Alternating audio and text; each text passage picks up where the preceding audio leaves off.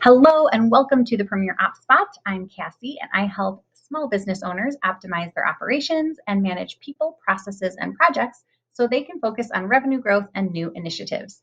Today, I'm going to be talking to you about a really cool feature that Google Workspace has called Gmail aliases. Now, you might be wondering, why would I need this? The reason that I love using this is because anytime we delegate, we want to begin with the end in mind. Anytime we hire, the reality of hiring is that people are not going to be with us forever. And so when we are creating systems for our team, we want to make sure that they are easy to transition or transfer once they leave. So a lot of my clients will just quickly pull the trigger on creating an individual email for every single team member. And what I recommend is actually waiting until you know that a team member is going to be with you for a long time or they have been with you for a long time to create an actual separate account for them.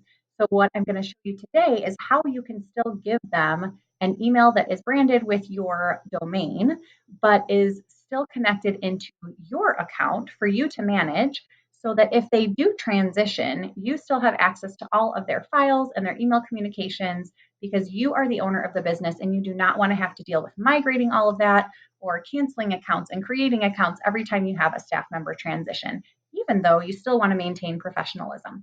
So here's how you will set this up. First, you're going to log into your admin Google console at admin.google.com, and you're going to use the users box here and click manage. And then you're going to click on your generic email. So some people have info at your company name, support at your company name, whatever that is for you, you want to make sure that you create that email first. If you haven't created that, all you do is click add new user. Now remember that you are billed per user for Google Workspace. So another benefit of this is that you can have multiple people basically without having to pay for multiple users. So I'll show you how that works. You'll click on the generic email that you want to create aliases for. And then you're going to scroll down here to add alternate emails. And then you can see in this box, it's going to allow you to give additional emails, up to 30 actually, at no extra cost for this particular inbox or user account. So what this means is you would be giving your team the login information for this one email, team@yourcompany.com. And then you will also allow them to have their own email address.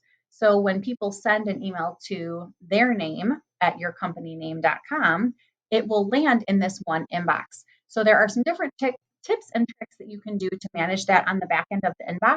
But this is really great if your team doesn't really need to be communicating with clients very often, or it really is beneficial for them to have all the communications really to come through this one inbox.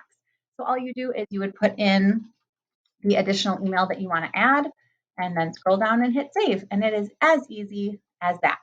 Anytime someone sends to these emails, they will all land in the Team at Premier Ops Spot inbox.